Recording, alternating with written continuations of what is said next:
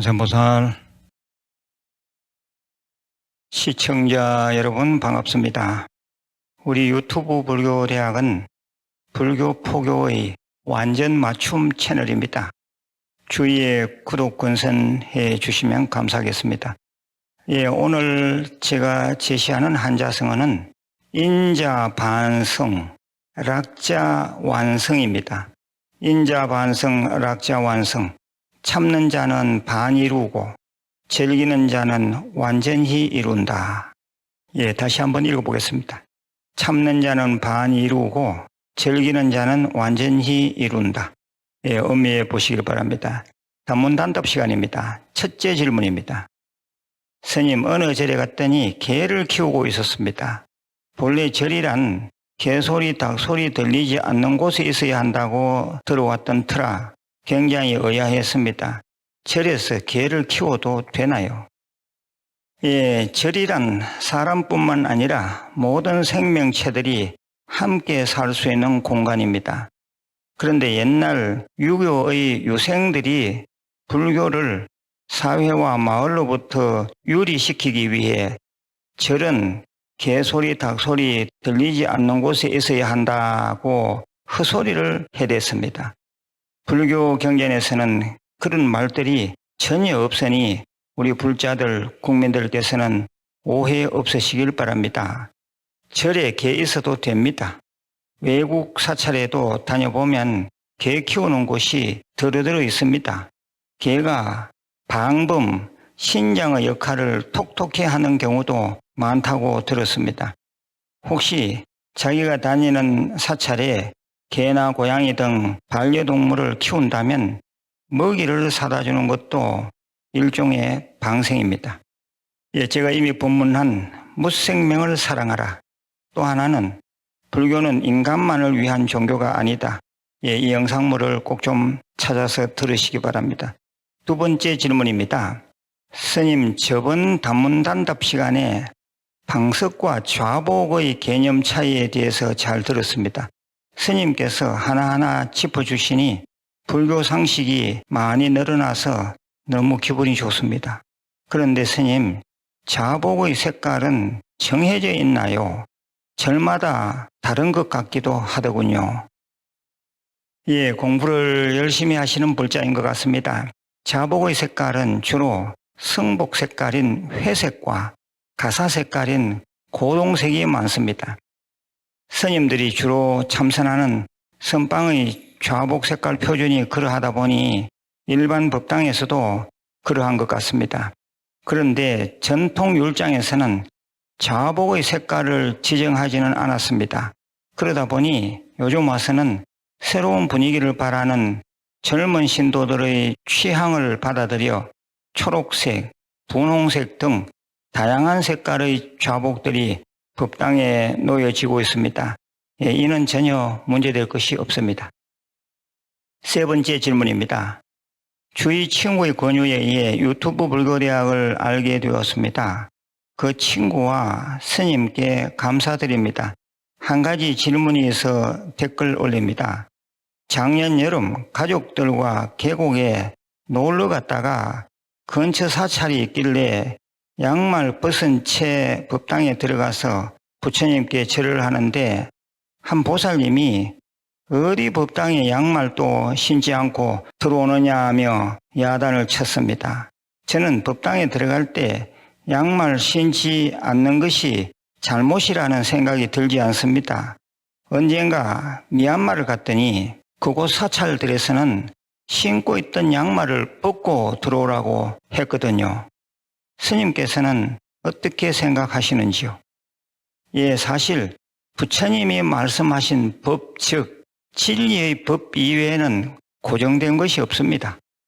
우리들이 부처님께 갖추는 예의 범절은 마치 진리를 담는 그릇과 같다고 보면 됩니다.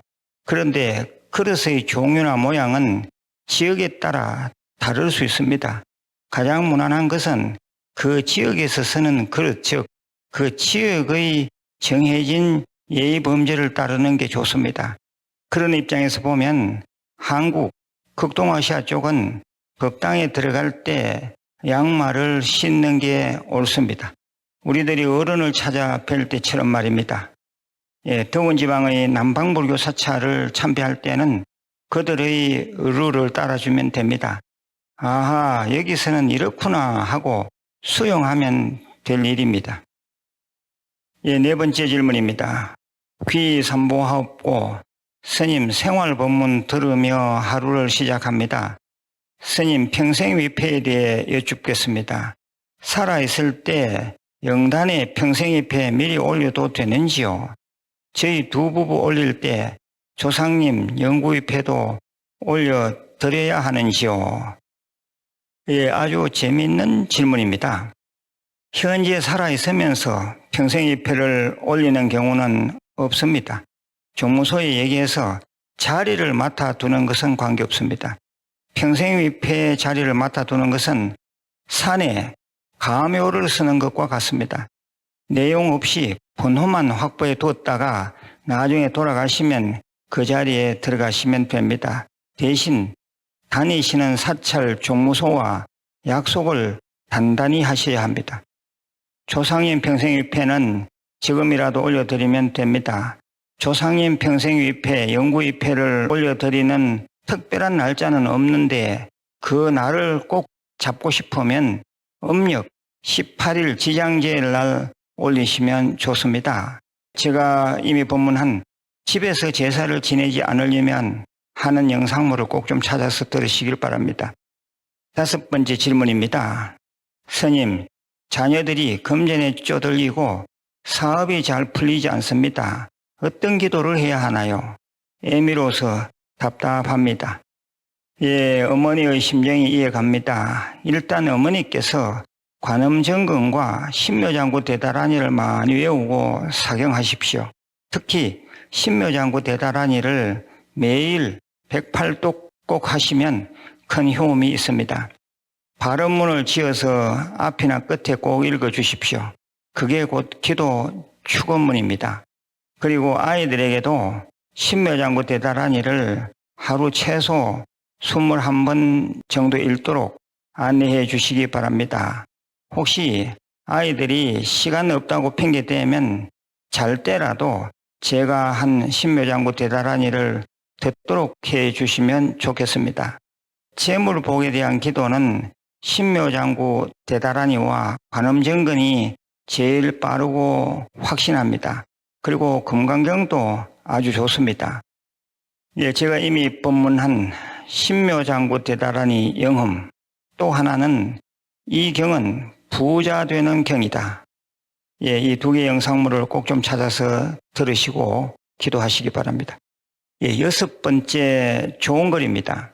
우학 스님 가르침대로 모든 것을 따라 했더니 위험한 뇌종양 수술이 100% 완벽하게 잘 되었습니다. 지금은 거짓 환자로 오해받을 정도로 잘 낫고 있는 중입니다. 부처님 가피라고 밖에는 설명이 안 됩니다. 스님 감사합니다. 제가 아주 진심으로 축하드립니다. 오래오래 건강하시길 기도 축원드립니다. 일곱 번째 좋은 글입니다. 스님, 여기는 농원입니다. 일어나면 큰 스님의 유튜브를 틉니다. 매일 광고도 끝까지 듣고 법문도 끝까지 듣습니다. 먼저 좋아요도 누르고 댓글도 답니다. 그 다음은 9사람에게 꼭 공유를 합니다. 스님 감사합니다. 제가 아주 크게 감사할 일입니다. 모든 일이 다 잘 되시기를 기도드립니다. 마지막으로 공지사항입니다. 제가 늘 말씀드리는 5대 수행, 독송하고 사경하고 관음정근하고 절민예배 참선, 꼭 좀 하시길 바랍니다. 그리고 또 하나 말씀드리면 불교대학 오프라인 모집입니다. 매주 화요일 날 11시부터 1시까지 2시간 공부합니다. 날짜는 3월 7일 개강합니다. 이번에는 새로 만든 교재로 제가 직접 강의합니다. 선착순이고요. 학비는 월 많은 꼴로 아주 저렴합니다. 그리고 교재는 4, 5만 원 상당의 교재를 경제도 힘들고 해서 무료로 드리겠습니다. 예, 아무튼 주위에 좀 포교 좀 해주시고요. 또 하나 말씀드리면, 예, 지금 코로나 때문에 공부가 쉬고 있다가 예, 얼마 전부터 새로 시작했습니다. 이미 다니고 계셨던 분들은 이제 코로나도 어느 정도 진정되고 하니 예, 자기 기수 시간을 찾아서 꼭 와서 공부에 동참해 주시면 감사하겠습니다. 예, 건강하시고 내일 다시 뵙겠습니다. 관세음보살.